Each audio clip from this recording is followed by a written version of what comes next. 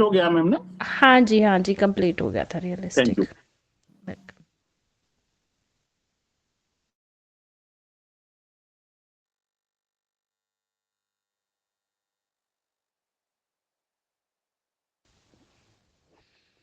आज ये केवल एक लास्ट स्कूल बचा है आपका, नेचुरल लॉ स्कूल। ठीक है, ऑलमोस्ट आपके सारे टॉपिक्स हो चुके हैं। नेचुरल लॉ स्कूल के बाद में एक और टॉपिक आपका बचेगा, मार्क्सिस्ट लीगल थ्योरी। बस फिर आपका सिलेबस मेरी साइड से कंप्लीट।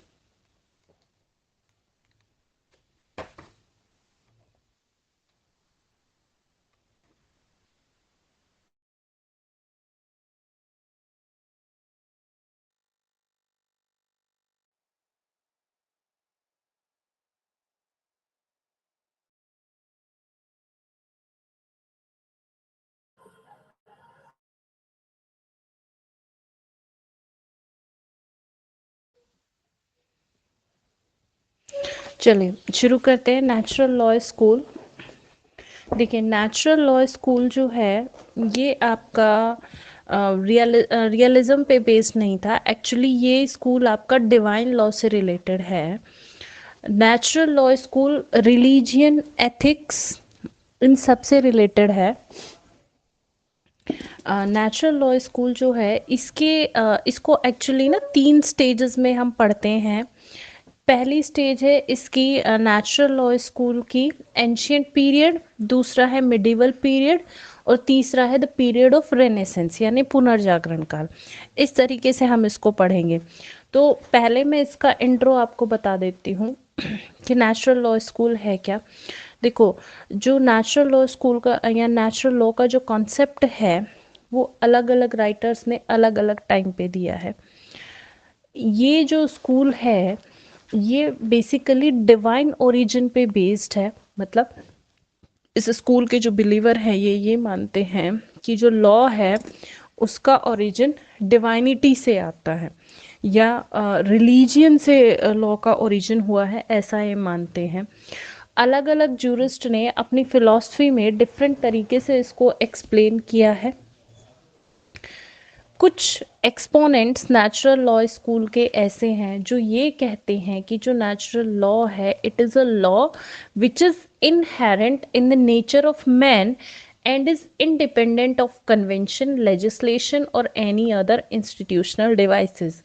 मतलब ये एक ऐसा लॉ है जो कि नेचुरली किसी भी व्यक्ति के अंदर निहित होता है, इनहेरेंट होता है, और ना तो इंडिपेंडेंट होता है फ्रॉम द कन्वेंशन। मतलब ना तो किसी कन्वेंशन से ये आया है, ना लेजिस्लेशन से, ना किसी और अदर इंस्टीट्यूशनल डिवाइसेस के थ्रू ये आया है। ये इनहेरेंट है, अपने आप, मतलब अंतर्निहित होता है किसी भी पर्सन के अंदर। कोहन कहते हैं, COHEN, जूरिस्ट है ये कोहन। ये कहते हैं कि नेचुरल लॉ जो है वो एक्ट जो इनेक्टेड लॉज होते हैं, या जो ऐसे लॉज होते हैं which are enforced by the courts, courts के थ्रू इन्फोर्सिबल होते हैं, ये इस तरीके का लॉ नहीं होता है। बल्कि ये एक तरीके से एक ऐसा वे है जो कि चीजों को एक ह्यूमनिस्टिक अप्रोच की तरह देखता है। मतलब किसी भी चीज को एक ह्यूमैनिटी की तरह देखने का एक तरीका है, एक अप्रोच है, ना कि ये प्रॉपर तरीके से लॉ है। डेल विचियो, ये इटालियन जूरिस्ट हुए हैं। इन्होंने क्या कहा है कि जो नेचुरल लॉ है ये एक क्राइटेरिया है। क्राइटेरिया कैसे है, किस चीज का क्राइटेरिया है? पॉजिटिव लॉ को इवेल्युएट करने का, ठीक है, और जस्टिस को मेजर करने का ये एक तरीका है। तो इस तरीके से अलग अलग जूरिस्ट ने अलग अलग डेफिनेशन दी है। बहुत सारे जूरिस्ट हुए हैं जिन्होंने नेचुरल लॉ को डिफाइन करने की कोशिश की है, बट वो अपनी फिलॉसफी के अकॉर्डिंगली की है। कोई भी हम ये नहीं कह सकते हैं कि एकदम परफेक्टली इसको डिफाइन किया गया हो। एक और जूरिस्ट है जिन्होंने इसको डिफाइन किया है, वो है ब्लैकस्टोन। इनकी डेफिनेशन इंपॉर्टेंट है ब्लैकस्टोन की। ब्लैकस्टोन क्या कहते हैं कि नेचुरल लॉ जो है वो को एग्जिस्ट करता है। कैसे कोएग्जिस्ट करता है, मतलब ये मैनकाइंड यानी कि ह्यूमैनिटी और जो गॉड है, ठीक है, उससे कोएग्जिस्ट करता है। मतलब ये कहते हैं ब्लैकस्टोन कि नेचुरल लॉ जो है जितने भी लॉज हैं उन सब में सुपीरियर है, और ये हर एक कंट्री को यानी सारी कंट्रीज को बाइंड रखता है। ये कहता है कि कोई भी जो मैन मेड लॉ है वो तभी वैलिड होगा जब वो इसके सापेक्ष होगा, मतलब कॉन्ट्रेरी लॉ नहीं बनाया जा सकता। किसी भी मैन मेड कोई भी मैन मेड लॉ जो है वो नेचुरल लॉ के कॉन्ट्रेरी नहीं बनाया जा सकता, ठीक है। क्यों? क्योंकि इसी के कारण जो मानवता है वो एग्जिस्ट करती है नेचुरल लॉ के कारण ही, ये ब्लैकस्टोन ने कहा है while defining the natural law.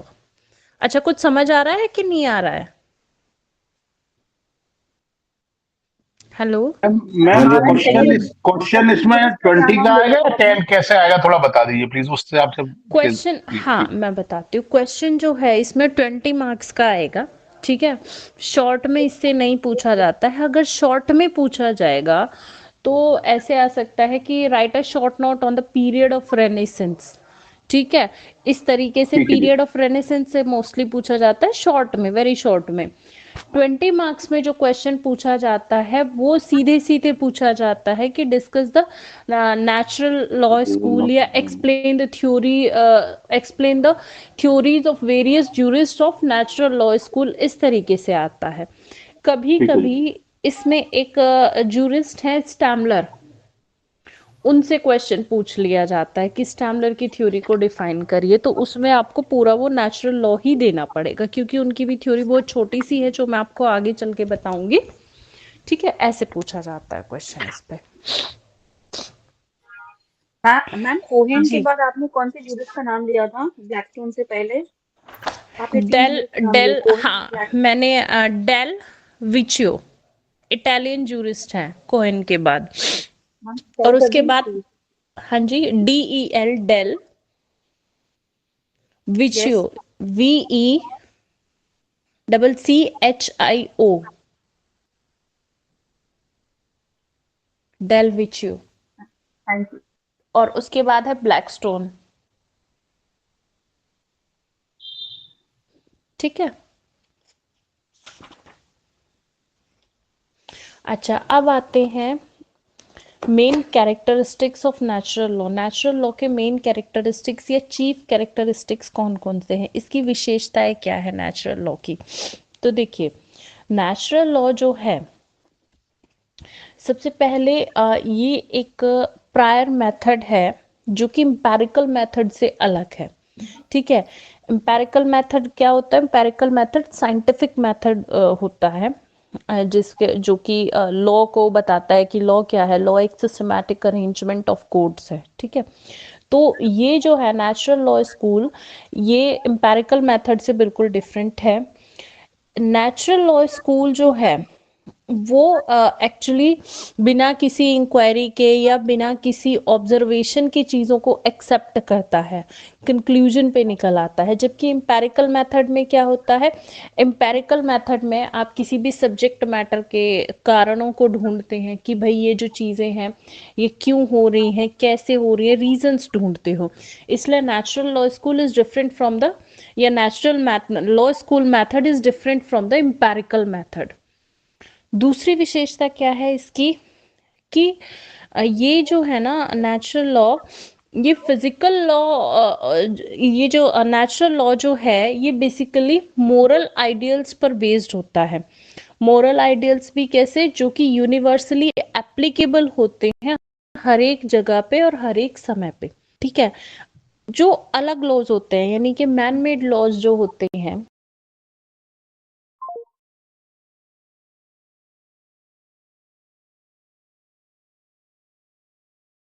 Natural laws जो होते हैं वो यूनिवर्सली एप्लीकेबल होते हैं। मतलब apart from time and place, ये हर जगह पे हर व्यक्ति पर इक्वली एप्लीकेबल होते हैं, यूनिवर्सल एप्लीकेबिलिटी इनकी होती है। नेक्स्ट है कि जो अदर लॉज होते हैं, ठीक है, other than natural laws, वो according to the needs and requirement of the time उनका स्टेटस चेंज होता रहता है, बदलते रहते हैं। जबकि नेचुरल लॉ जो है, लॉ किसको कहते हैं कि नेचुरल लॉ जो होता है ना, it is an instrument of change. Natural law एक इंस्ट्रूमेंट है लॉ को चेंज करने का। वो अपने आप में कोई लॉ नहीं होता, बल्कि उसके थ्रू लॉ को चेंज किया जाता है। जो एग्जिस्टिंग लॉ है उसको चेंज किया जाता है through the natural law. Next जी बताइए। हाँ जी। अच्छा, नेक्स्ट कैरेक्टरिस्टिक क्या है? ये कहता है कि जो ह्यूमन राइट्स ज्यूरिस्प्रूडेंस है, ठीक है, या बेसिक राइट्स होते हैं किसी भी व्यक्ति के, उनका जो ओरिजिन होता है वो नेचुरल फिलॉसफी से होता है, और ये पोस्ट 19th सेंचुरी तक भी रहा है। ठीक है, अभी आप जब हाँ 6th सेमेस्टर में जाओगे तो आप एक सब्जेक्ट पढ़ोगे ह्यूमन राइट्स, नाम तो सुना होगा लेकिन पढ़ा नहीं होगा। तो ये वाला जो कैरेक्टरिस्टिक है वो ये कहता है कि जो ह्यूमन राइट्स का जो डेवलपमेंट होता है, human rights jurisprudence, human rights कौन से राइट्स होते हैं विच आर बेसिकली इनहेरेंट, या विच आर हम कह सकते हैं कि जो कि बाय बर्थ आपको मिलते हैं, इनहेरेंट नेचर के होते हैं। मतलब अब जैसे ही आपने जन्म लिया, बाय बर्थ आपको ऑटोमेटिकली वो राइट्स मिल जाते हैं। ठीक है, उनको हम बोलते हैं ह्यूमन राइट्स। कॉन्स्टिट्यूशनल राइट्स अलग होते हैं। क्यों अलग होते हैं? क्योंकि कॉन्स्टिट्यूशनल राइट्स आपको दिए जाते हैं through the statutes, but human rights by birth आपको प्रोवाइड कर दिए जाते हैं। तो ये उसी चीज को कहता है कि जो ह्यूमन राइट्स का ज्यूरिस्प्रूडेंस का जो डेवलपमेंट होता है, ह्यूमन राइट्स या ह्यूमन राइट्स रिलेटेड जो लॉज होते हैं उनका डेवलपमेंट कैसे होता है, उनको हम बेसिक राइट्स भी बोलते हैं ह्यूमन राइट्स को। ह्यूमन राइट्स का या बेसिक राइट्स का जो बेस होता है वो नेचुरल लॉ होता है। ठीक है, नेचुरल लॉ से ही वो आपको मिलते हैं। और ये ऐसा नहीं है कि 19th सेंचुरी के बाद ह्यूमन राइट्स डेवलप हुआ है तो उसके बाद आपको ये मिले हैं, नहीं, ये पोस्ट 19th सेंचुरी, मतलब उससे पहले भी आपको through the natural law provide किए गए। फिर नेक्स्ट कैरेक्टरिस्टिक ये कहता है कि नेचुरल लॉ के अंदर आपका रीजन भी इंक्लूड होता है। रीजन मतलब जो भी जिसको हम रीजन डिसीजन कहते हैं, तार्किक क्षमता। ठीक है, रीजन भी इन्वॉल्व होता है, जस्टिस इन्वॉल्व होता है, मोरालिटी इन्वॉल्व होती है, एथिक्स इन्वॉल्व होता है। ठीक है, जो कि किसी भी एक लीगल फिलॉसफी के लिए कॉमन बेस तैयार करता है, या एथिकल ज्यूरिस्प्रूडेंस हम इसको कह सकते हैं। ठीक है, नेक्स्ट है कि जो रूल ऑफ लॉ का कॉन्सेप्ट है इंग्लैंड में और इंडिया में, और ड्यू प्रोसेस का कॉन्सेप्ट होता है यूएसए में, ये किस चीज पे बेस्ड होता है? नेचुरल लॉ फिलॉसफी पे बेस्ड होता है। ठीक है, तो ये इसकी मेन विशेषताएं हैं नेचुरल लॉ की। Ma'am last last point repeat कर दीजिए please. The concept of rule of law in England and India and due process in USA are essentially based on natural law philosophy.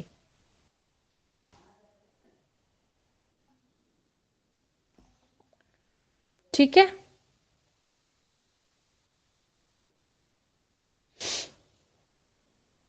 Clear?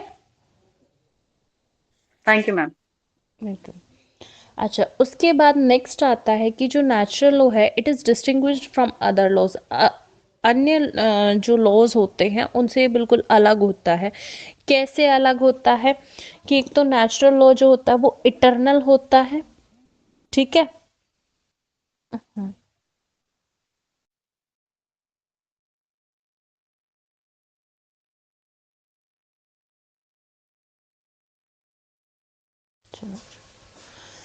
Hello, हाँ, तो natural law जो होता है वो eternal होता है और अनऑल्टरेबल होता है, मतलब उसको चेंज नहीं किया जा सकता।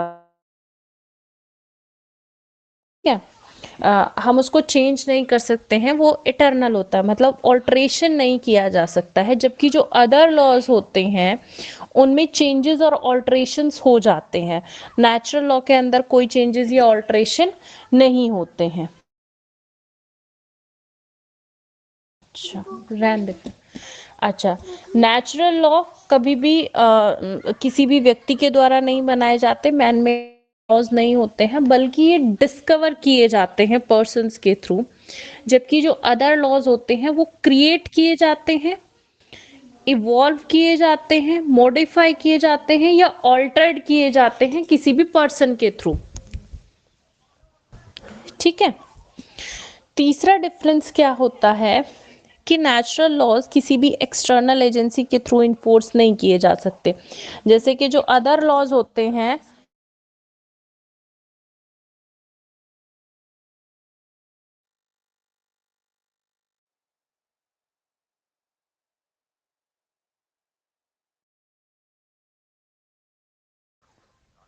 हाँ मैम जी। आवाज नहीं आ रही। हाँ, अब आ जाइए। अब आ रही है ना? Yes yes. ओके। हाँ, तो देखो नेचुरल लॉज जो होते हैं ये किसी भी एक्सटर्नल एजेंसी के थ्रू इन्फोर्स नहीं किए जाते। एक्सटर्नल एजेंसी कैसे? जैसे कि कोर्ट्स हो गए या अदर चीज़ें हो गई, ठीक है। जबकि जो अदर लॉज होते हैं या अदर फॉर्म ऑफ लॉ जो होते हैं वो स्टेट के थ्रू, सॉवरन के थ्रू या रूलर्स के थ्रू इन्फोर्स किए जाते हैं, और इनके पीछे हमेशा एक फोर्स होता है, ठीक है, कोएर्सिव फोर्स होता है इनको इन्फोर्स कराने के पीछे, कि भाई अगर आप इन लॉज को नहीं मानोगे तो आप पे पेनल्टी लगेगी या लीगल ड्यूटी का ब्रीच होगा, लाइक दैट।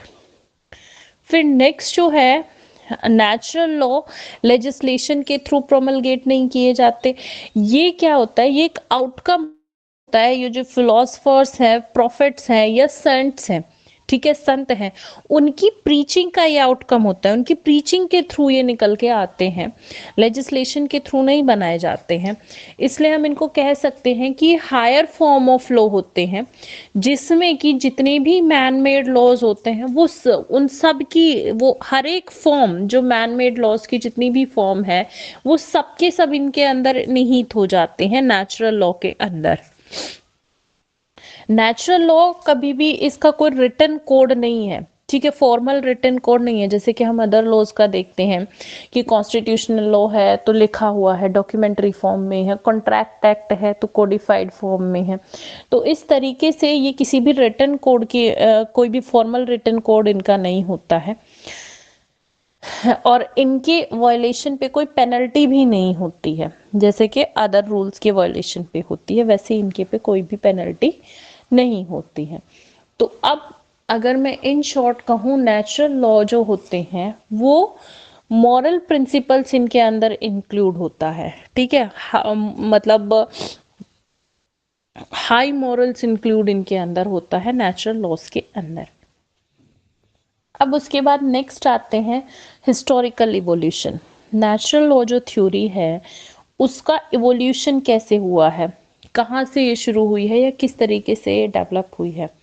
तो देखो, जो नेचुरल लॉ का जो कंटेंट है ना वो समय समय पे चेंज होता गया है। जैसे जैसे टाइम चेंज हुआ है, पर्पस चेंज हुआ है, तो उसी तरीके से सर्कमस्टांसेस के अकॉर्डिंग, टाइम के अकॉर्डिंगली नेचुरल लॉ की जो थ्योरी है वो भी चेंज होती गई है, और स्टेजेस के थ्रू ये डेवलप हुई है, ठीक है, स्टेजेस में डेवलप हुई है। स्टेजेस में कैसे डेवलप हुई है?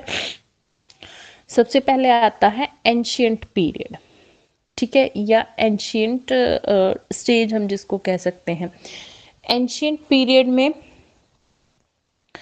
सबसे पहले आते हैं हेराक्लाइटस, जूरिस्ट थे, ये ग्रीक फिलोसफर थे बेसिकली। अच्छा, इसकी जो रूट है ना नेचुरल लॉ थ्योरी की, इसकी रूट्स पाई जाती हैं एंशियंट ग्रीक में। एंशियंट ग्रीक फिलोसफर्स की फिलॉसफी में इसकी रूट्स पाई जाती हैं, वहां से ये शुरू होता है डिवाइन लॉ या नेचुरल लॉ। तो एंशियंट पीरियड में सबसे पहले आते हैं हेराक्लाइटस, ग्रीक फिलोसफर थे ये, अराउंड 4th सेंचुरी बीसी। और ये फर्स्ट ग्रीक फिलोसफर थे जिन्होंने पॉइंट आउट किया था कि डेस्टिनी, ऑर्डर और रीजन, ये तीन फीचर्स होते हैं लॉ ऑफ नेचर में। I repeat, destiny, order and reason. ये तीन क्या होते हैं, मेनली तीन फीचर्स होते हैं किसी भी इसके अंदर, लॉ ऑफ नेचर के अंदर, ये मैम यानी कि ये जी, जूरिस्ट का नाम बता दीजिए एक बार प्लीज। Heraclitus, okay. HERACLITUS, 530 से लेके 470 BC। Okay ma'am. ठीक है, अब ये कहते हैं कि नेचर जो है ना, इन चीजों से अलग नहीं हो सकती। किन चीजों से? डेस्टिनी, ऑर्डर और रीजन, इनसे अलग नहीं हो सकती। इनके अकॉर्डिंगली नेचुरल लॉ में ना, रीजन जो है वो सबसे इसेंशियल एलिमेंट होता है नेचुरल लॉ का। क्यों होता है? क्योंकि लॉ का जो मेन पर्पस होता है ना, मेन पर्पस होता है कि लोगों के इंटरेस्ट को सर्व करना, लोगों को सर्व करना। ठीक है, और इस तरीके से ये जो मेन तीन इसके इन्होंने एलिमेंट्स बताए हैं, ये बताए हैं कि ये यूनिवर्सली एप्लीकेबल होते हैं। नेचुरल लॉ के एलिमेंट है तो ये यूनिवर्सली एप्लीकेबल होंगे फॉर ऑल द पर्सन, सारे पर्सन्स पर जो कि पीस और ट्रैंक्विलिटी चाहते हैं, जो कि शांति चाहते हैं। अब ये आया क्यों था कि भाई ये तीन इसेंशियल एलिमेंट होते हैं नेचुरल लॉ के? क्योंकि उस समय पे जो पॉलिटिकल कंडीशंस थी वो अनस्टेबल थी, इसलिए उन अनस्टेबल पॉलिटिकल कंडीशंस के कारण नेचुरल लॉ का बर्थ होता है। यानी नेचुरल लॉ का जो आइडिया है वो दिमाग में आता है, जो कि जिसका मेन पर्पस मोरालिटी है और राइटियस कंडक्ट है ह्यूमन लाइफ के अंदर। ठीक है,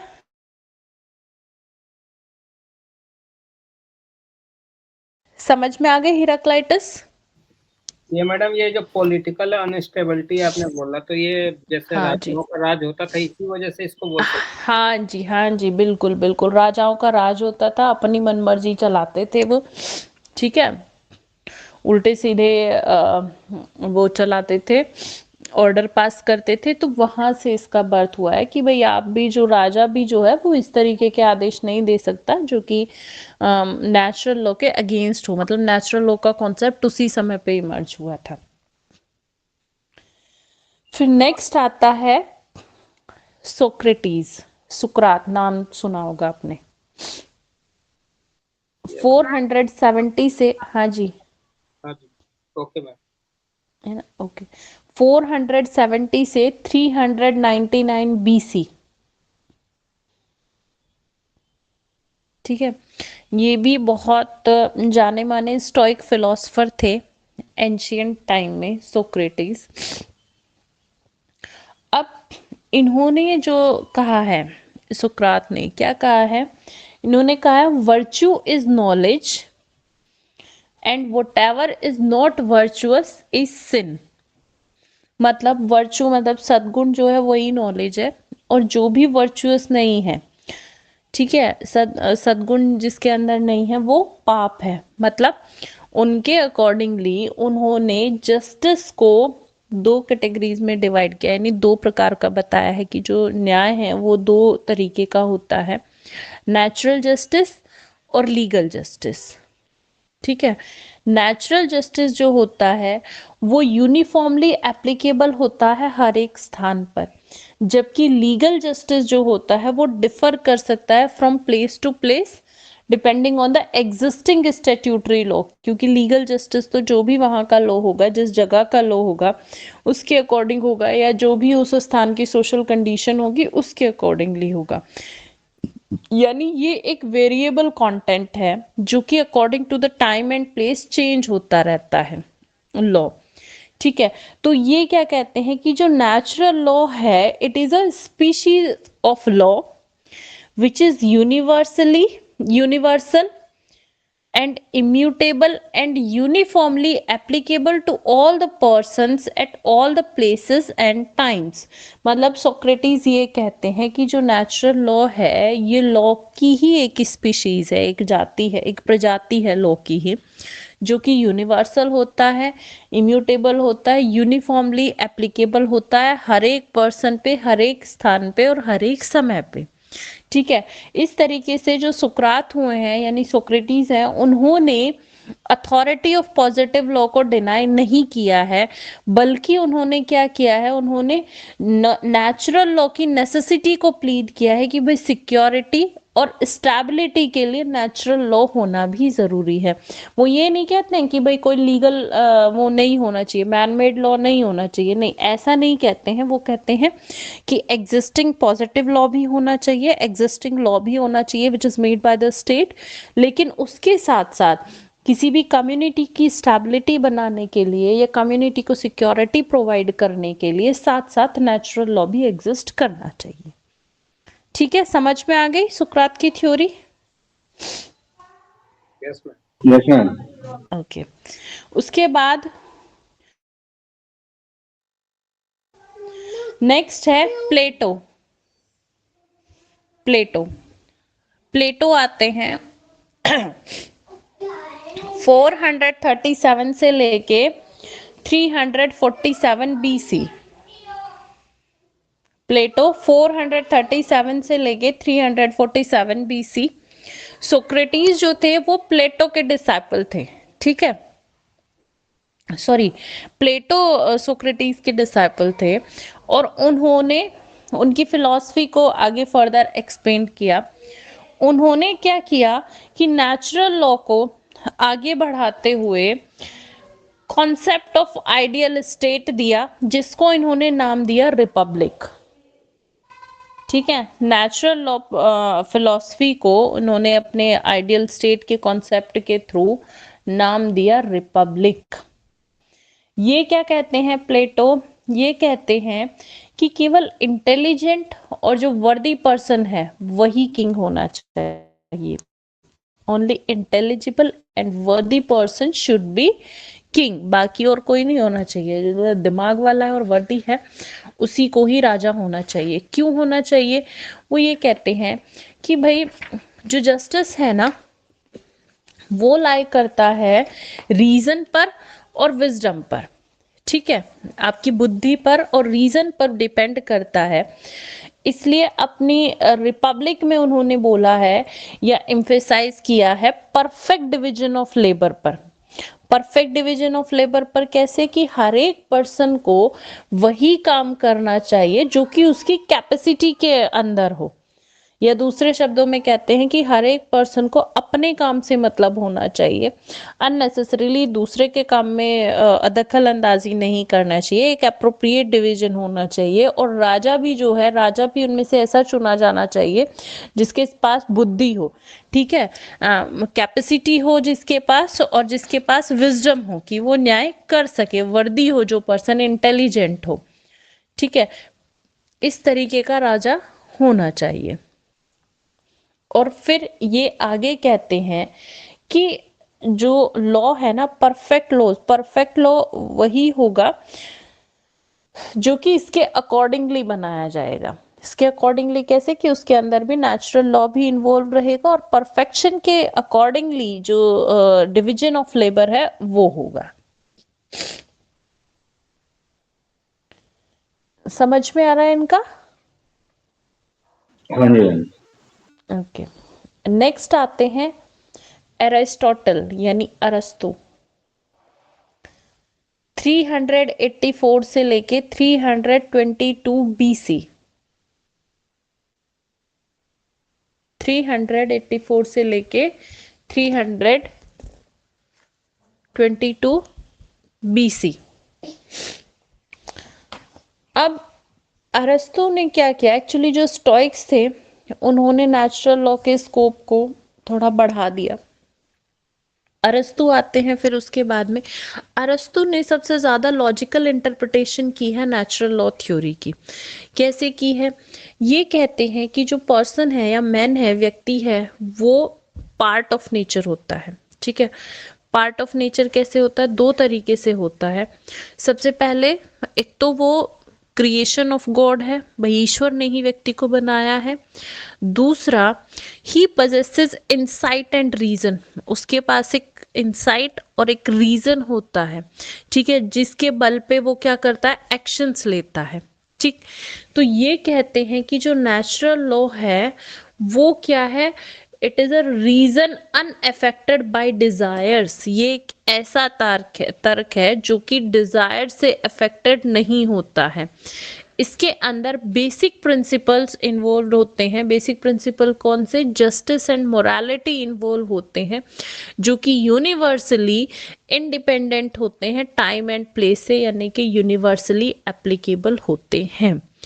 ये आगे कहते हैं कि जो पॉजिटिव लॉ है वो भी यानी positive law should try to incorporate with in it. Positive law को भी कोशिश करनी चाहिए कि वो नेचुरल लॉ को अपने अंदर समाहित करें। इन्होंने सबसे ज्यादा करेक्ट अप्रोच दी है नेचुरल लॉ के बारे में, कि भाई ये कहते हैं कि जो लॉ है ना उसको तोड़ना नहीं चाहिए, बल्कि जो भी पॉजिटिव लॉ है या एग्जिस्टिंग लॉ है उसको रिफॉर्म किया जाना चाहिए या अमेंड किया जाना चाहिए, ना कि उसको तोड़ना चाहिए। बस इनमें एक ही खराबी रही है। क्या खराबी रही है? खराबी ये रही है कि इन्होंने स्लेवरी को जस्टिफाई किया है। ठीक है, ये कहते हैं कि जो स्लेव्स हैं, slaves must accept their lot for slavery. ठीक है, अब लेकिन स्लेव को भी इन्होंने क्यों एक्सेप्ट किया है? क्योंकि उस समय पे दास प्रथा रही होगी, दास प्रथा थी, इसलिए उसके पर्सपेक्टिव में इन्होंने स्लेवरी को सपोर्ट किया है। हालांकि अब के टाइम में स्लेवरी एग्जिस्ट नहीं करती है प्रेजेंट सिविलाइज सोसाइटी में, इसलिए ये ज्यादा वैल्यूएबल ये नहीं है। अरस्तु ने भी एक्चुअली ये बोला है कि जो नेचुरल लॉ का जो आइडिया है ना, ये कहाँ से आता है? ये आता है ह्यूमन कंसाइंस से, किसी भी व्यक्ति की अंतरात्मा से ये आता है, and not from human mind. व्यक्ति के मस्तिष्क से नहीं आता, मानव मस्तिष्क की ये देन नहीं है, बल्कि ये ह्यूमन कंसाइंस है। इसलिए ये ज्यादा वैल्यूएबल है than the positive law. Positive law से ये ज्यादा वैल्यूएबल है, क्योंकि पॉजिटिव लॉ क्या है? पॉजिटिव लॉ एक ह्यूमन माइंड का आउटकम है। ठीक है, जबकि नेचुरल लॉ ह्यूमन कंसाइंस का आउटकम है, इसलिए नेचुरल लॉ ज्यादा प्रीशियस है या ज्यादा वैल्यूएबल है देन द पॉजिटिव लॉ, ये इन्होंने कहा है। अच्छा, अब ग्रीक नेचुरल फिलॉसफी पे कमेंट करते हुए रोस्को पाउंड ने भी अपने ऑब्जर्वेशंस दिए हैं। रोस्को पाउंड कौन से किस स्कूल के जूरिस्ट थे? आप बताइए, कौन से स्कूल से बिलोंग करते थे? सोशियोलॉजिकल। हाँ जी, सोशियोलॉजिकल से बिलोंग करते थे। और उनकी थ्योरी क्या थी? कौन सी थ्योरी दी है उन्होंने? सोशल इंजीनियरिंग की थी मैम। हाँ जी, बिल्कुल सोशल इंजीनियरिंग। हाँ जी, सोशल इंजीनियरिंग की थ्योरी दी है। ठीक है, अच्छा, इन्होंने भी कमेंट किया है ग्रीक नेचुरल फिलॉसफी पे। क्या कमेंट किया है? ये कहते हैं कि भाई इनके जो व्यूज है ना, वो एक्चुअली जो भी थिंकर्स थे, फिलोसफर्स थे, उनके व्यूज हैं। ठीक है, उनके आइडियाज है, ना कि किसी जूरिस्ट और लॉयर के। और सही बात है, उस समय पे जूरिस्ट या लॉयर एग्जिस्ट ही नहीं करते थे। नेचुरल लॉ पे जो भी व्यूज दिए हैं वो फिलोसफर्स ने दिए हैं, जूरिस्ट ने नहीं दिए हैं। दूसरा, ये कहते हैं कि जो नेचुरल लॉ है ना, it was influenced by politically declared laws. ठीक है, जो भी पॉलिटिकली डिक्लेयर्ड लॉज थे ना उस समय पे, उनका ये एक इन्फ्लुएंस है, या ट्राइबल कस्टम्स थी। ठीक है, उनसे इन्फ्लुएंस होकर नेचुरल लॉ की थ्योरी आई है, अपने आप नहीं आई है। नेक्स्ट ऑब्जर्वेशन इनका क्या है कि जो इनेक्टेड लॉज थे उस समय के, वो एक्चुअली जो कस्टम्स थी वो डिक्लेयर्ड कस्टम्स जो थी वही इनेक्टेड लॉज थे। ठीक, अब वो उस समय के लॉज जो थे वो नेचुरल प्रिंसिपल से अफेक्टेड नहीं होते थे, उस समय के जो एग्जिस्टिंग लॉज थे। नेक्स्ट ऑब्जर्वेशन इनका क्या है कि उस समय पे एक्चुअली जो कॉन्शियसनेस थी ना वो ग्रो कर रही थी, इसलिए लॉ जो था, law was a product of wisdom and reason, जिसको की वैलिडिटी की जरूरत थी। यानी कि उस समय ह्यूमन कॉन्शियसनेस ग्रो कर रही थी, उसी का नतीजा था कि उस टाइम का जो लॉ था वो विजडम और रीजन पर बेस्ड था, जो कि जिसको कि वैलिड डिक्लेयर किया जा रहा था या वैलिडिटी चाहता था जो लोगों से। ये रोस्को पाउंड का ऑब्जर्वेशन है regarding the natural law theory. उसके बाद आता है natural law in Roman system. Natural law in Roman system, देखो जो नेचुरल लॉ थ्योरी थी एक्चुअली इसको एक्सपेंड किया स्टोइक्स के थ्रू, और बाद में इसके ऊपर जो ज्यादा इन्फ्लुएंस रहा है वो कंटेम्प्रेरी रोमन लीगल सिस्टम का रहा है, रोमन का रहा है, रोमन्स का। ठीक है, रोमन्स जो थे उन्होंने जो स्टडी थी नेचुरल लॉ थ्योरी की उसको केवल थ्योरेटिकल डिस्कशंस तक ही नहीं रखा, थ्योरी में ही नहीं रखा, बल्कि उसको आगे फर्दर एक प्रैक्टिकल शेप भी दी by transforming their rigid legal system. उन्होंने इसके अकॉर्डिंगली अपने लीगल सिस्टम को ही ट्रांसफॉर्म कर लिया। ठीक है, लिविंग लॉ में ट्रांसफॉर्म कर लिया नेचुरल लॉ को। ठीक है, अब रोमन लीगल सिस्टम में कैसे क्या किया इन्होंने, जो इनका जो सिस्टम था नेचुरल लॉ को की फिलॉसफी को इन्होंने अपने सिस्टम के अंदर डाला, लीगल सिस्टम के अंदर, और रोमन लॉ को 3 अलग अलग पार्ट्स में डिवाइड किया। ठीक है, 3 पार्ट्स कौन से थे, ध्यान से सुनना, ये वेरी शॉर्ट में कई बार आता है। जस सिविली, रोमन टर्म है, लेटिन टर्म है जस, JUS जस, सिविले, CIVILE, जस सिविले, जस जेनिटम, जस जेंटियम, GENTIUM, जस जेंटियम, एंड जस नेचुरल,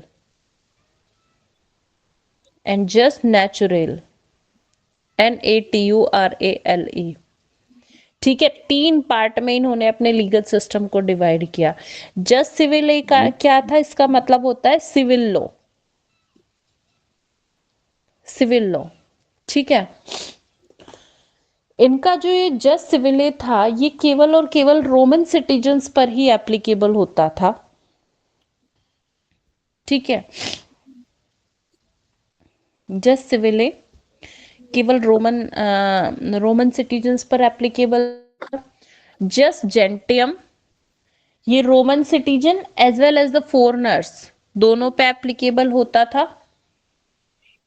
जस्ट जेंटियम दोनों पे एप्लीकेबल होता था, फॉरेनर्स पर भी और सिटीजन्स पर भी। ठीक है, अब उसके बाद इन्होंने क्या किया, अपने लॉ के अंदर नेचुरल लॉ को जब इन्होंने इन्वॉल्व किया ना, तो इन्होंने क्या किया, बाद में जस्ट सिविले और जस्ट जेंटियम इन दोनों को मर्ज करके तीसरा लॉ बनाया, जस्ट नेचुरल।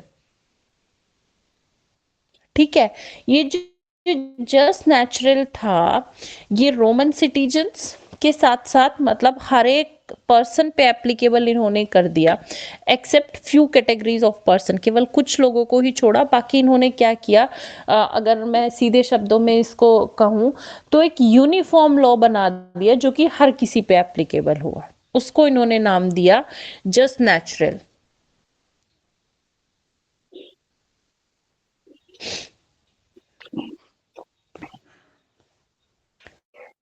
ठीक है, अब ये किया क्यों था, मर्ज क्यों किया इन्होंने दोनों लॉज को।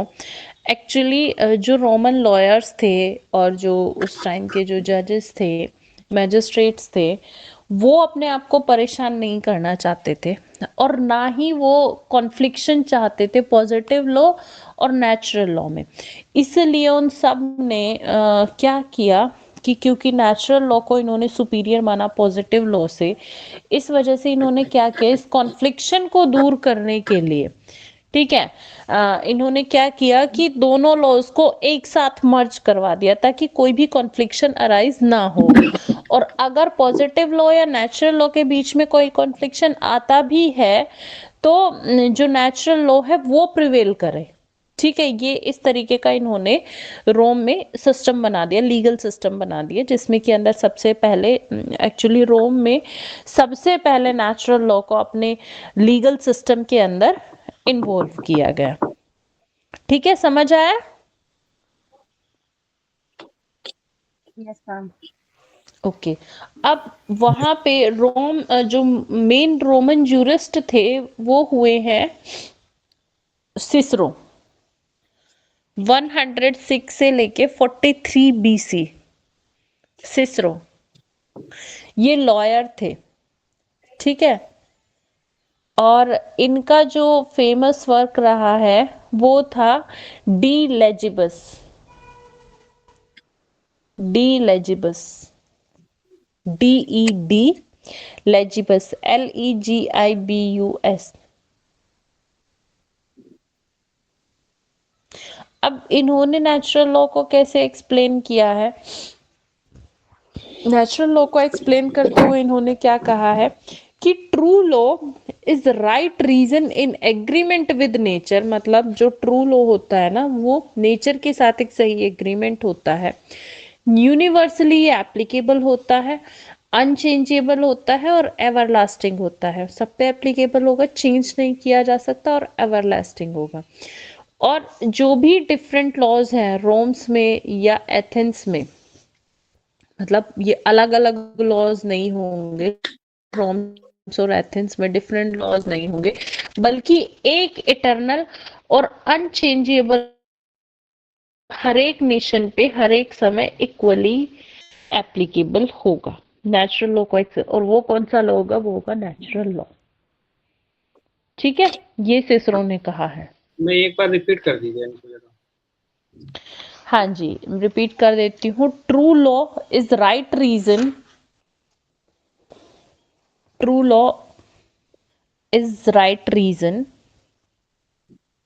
in agreement with nature, in agreement with nature. It is of universal application, it is of universally applicable, universal application, unchanging and everlasting,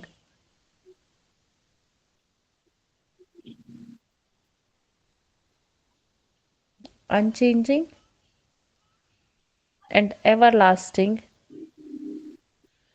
and there would not be different laws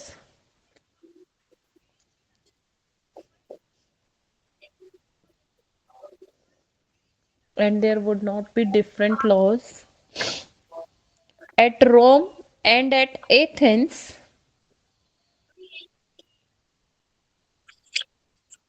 but one eternal and unchangeable law, which will be valid for all nations at all times. Which will be valid for all nations at all times. Actually इन्होंने क्या किया, Cicero ने law की universal applicability पे emphasise किया है। मतलब इनके अकॉर्डिंगली अलग अलग लॉज नहीं होंगे रोम्स और एथेंस में।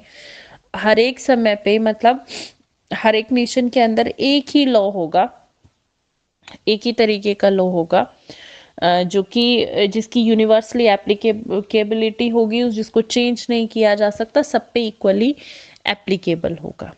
ठीक है, ऐसा इन्होंने कहा है। इसके अलावा एक और दूसरे जूरिस्ट हुए हैं अल्पाइन, लेकिन यही इंपॉर्टेंट है। फिर नेक्स्ट आता है मिडिवल पीरियड। मिडिवल पीरियड ये शुरू होता है from 12th century to mid 14th century, 12वीं सदी से लेकर मिड 14th सेंचुरी। ठीक है, ये जो टाइम पीरियड है इसको यूरोपियन हिस्ट्री के अंदर मिडिवल एज कहा गया है या मिडिवल पीरियड कहा गया है। और ये जो पीरियड था इसमें एक्लेसियस्टिकल डॉक्ट्रिन प्रिवेल कर रहा था। मतलब ईसाई धर्म जो था वो यहाँ पे इस समय पे प्रिवेल कर रहा था। ठीक है, जो क्रिश्चियन फादर्स जो थे ये क्या कर रहे थे, ये एक्चुअली हर एक स्टेट्स के अंदर चर्च की सुपीरियरिटी को एस्टैब्लिश कर रहे थे उस समय पे। और यहाँ पे इन्होंने क्या किया था इस टाइम पीरियड में कि नेचुरल लॉ थ्योरी को क्रिश्चियनिटी को प्रोपेगेट करने के लिए यूज किया। ठीक है, और इसके अकॉर्डिंगली इन्होंने एक नया लीगल ऑर्डर और एक अलग पॉलिटिकल आइडियोलॉजी इन्होंने बनाई जो कि मॉरल्स पर बेस्ड थी। क्रिश्चियन सेंट जो थे वो क्या कहते थे कि जो भी लॉज हैं, सारे लॉज, चाहे वो ह्यूमन लॉज हैं या वो डिवाइन लॉज हैं, मतलब ऑल लॉज, जितने भी लॉज हैं वो या तो ह्यूमन लॉज होंगे या डिवाइन लॉज होंगे, ऐसा क्रिश्चियन सेंट्स कहते थे। डिवाइन लॉ जो कि नेचर पे बेस्ड है और ह्यूमन लॉज जो कि कस्टम पे बेस्ड है। ठीक है, तो इस तरीके से इन्होंने क्या किया, नेचुरल लॉ को एक क्रिश्चियनिटी को प्रोपेगेट करने के लिए यूज किया और एक मिडिवल क्रिश्चियन थियोलॉजी इन्होंने बनाई जो कि दो फंडामेंटल प्रिंसिपल्स पर बेस्ड थी। इनकी उस समय की जो थ्योरी थी, पहला unity derived from God, unity derived from God. इसमें इन्होंने कहा क्या चीज इन्वॉल्व करी कि एक फेथ होना चाहिए, one one faith, one church and one empire.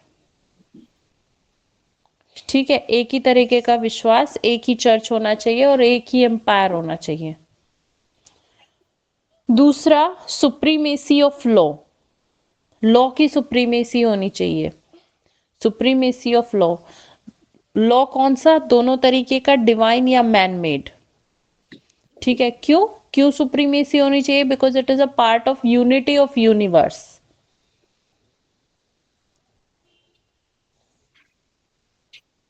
ठीक है, ऐसा इन्होंने ये चीज इन्होंने की मिडिवल पीरियड में। मैम ये लास्ट पार्ट रिपीट कर दीजिए, ये चर्च की सुपीरियरिटी। सुप्रीमेसी ऑफ लॉ, हाँ मैं बोल देती हूँ, supremacy of law before, sorry, supremacy of law both divine and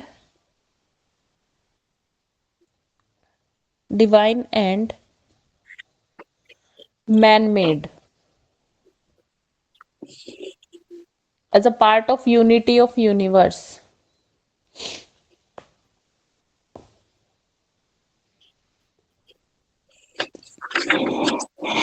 ठीक है, अब इसके जो एक्चुअली जो ये नेचुरल लॉ के जो फिलोसफर्स रहे हैं, मिडिवल एज लीगल जो थिंकर्स रहे हैं, क्योंकि हम मिडिवल पीरियड पढ़ रहे हैं, इन्होंने ना लॉ की करेक्ट इंटरप्रिटेशन देने की कोशिश की। और इसमें इन्होंने क्या किया, एक्चुअली इन्होंने ह्यूमन एक्टिविटीज को दो पार्ट्स में डिवाइड किया, वर्ल्डली एंड गॉडली। ठीक है, वर्ल्डली मतलब सांसारिक और गॉडली। अब ये क्या कहते हैं, जब इन्होंने इन दोनों चीजों को डिवाइड कर लिया, एक्चुअली ये कहते हैं कि ये जो चीजें हैं ना, ये एक दूसरे से डिफरेंट है। ठीक है, वर्ल्डली और गॉडली जो चीजें हैं वो एक दूसरे से डिफरेंट है, इसलिए कॉन्फ्लिक्शन का या क्लैश होने का, इन दो चीजों के बीच में कॉन्फ्लिक्शन या क्लैश का कोई मतलब ही पैदा नहीं होता। क्यों नहीं होता, किस तरीके से कि भाई जो स्टेट है, स्टेट के अंदर रूल कौन करता है, जो रूलर है वो सुप्रीम है, और सुप्रीम है वो वर्ल्डली फील्ड में, सांसारिक क्षेत्र में वो सुप्रीम है। जबकि जो पोप है वो गॉडली एक्टिविटीज में सुप्रीम अथॉरिटी है, इसलिए पोप और जो राजा है या स्टेट है, उन दोनों के बीच में किसी भी तरीके का कोई कॉन्फ्लिक्शन नहीं हो सकता, ये मिडिवल फिलोसफर कहते हैं। और इसमें मिडिवल फिलोसफर्स में जो इंपॉर्टेंट फिलोसफर हैं वो आते हैं थॉमस एक्विनोस, सेंट थॉमस एक्विनोस। ठीक है, ये सबसे इंपॉर्टेंट फिलोसफर रहे हैं। थॉमस एक्विनोस का टाइम पीरियड रहा है 1225 से लेकर 1274।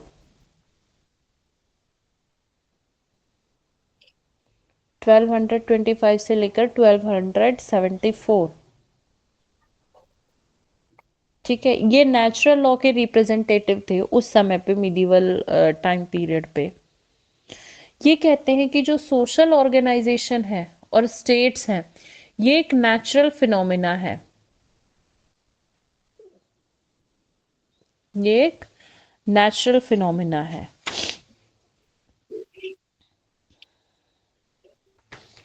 में एक बार रिपीट कर दीजिए सेंट हाँ थॉमस। जी, सेंट थॉमस 1225 से लेके 1274, और इनको as a representative of the natural law theory माना जाता है। He is considered to be the representative of the natural law theory of his as.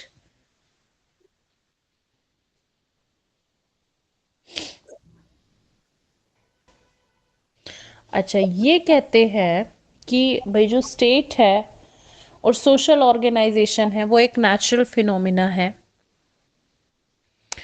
कोई भी पर्सन अपनी डेस्टिनी को एक एक एक्सटेंट तक ही चेंज कर सकता है, कंट्रोल कर सकता है, ठीक है। एक उस एक्सटेंट से आगे कंट्रोल नहीं कर सकता अपनी डेस्टिनी को। क्यों नहीं कर सकता?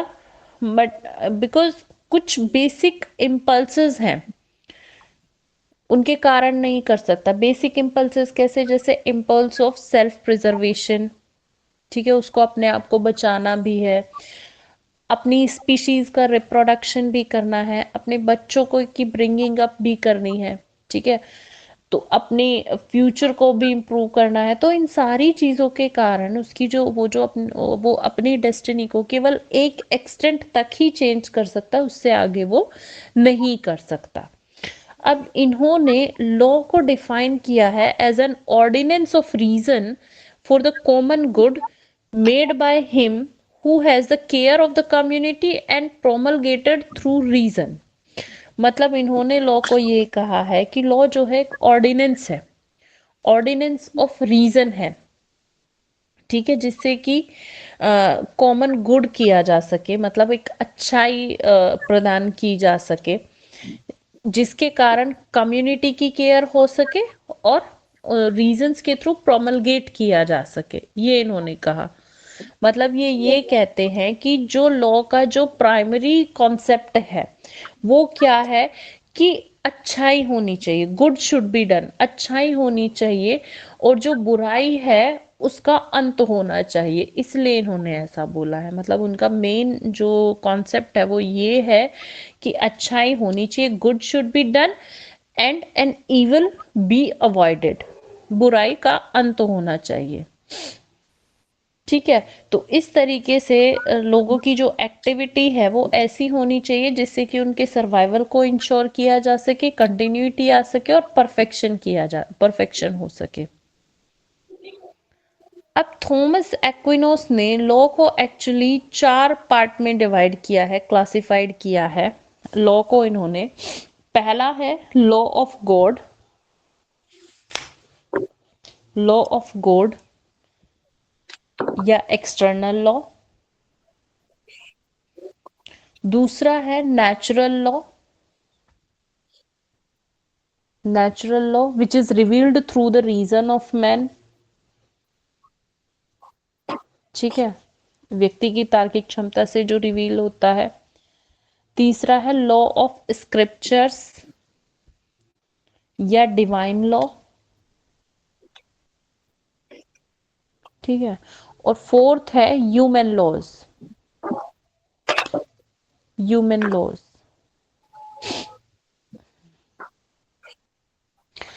लॉ ऑफ गॉड मतलब जो एक्सटर्नल लॉ होता है, ठीक है, ईश्वर का जो लॉ होता है उसको इन्होंने लॉ ऑफ गॉड बोला है। नेचुरल लॉ जो कि रीजन से रिवील होता है, किसी भी व्यक्ति की अंतरात्मा से रिवील होता है। डिवाइन लॉ या लॉ ऑफ स्क्रिप्चर्स जो कि जैसे कि हमारी मनुस्मृति हो गई, धर्मशास्त्र हो गए, रिलीजियंस पे बेस्ड होता है बेसिकली।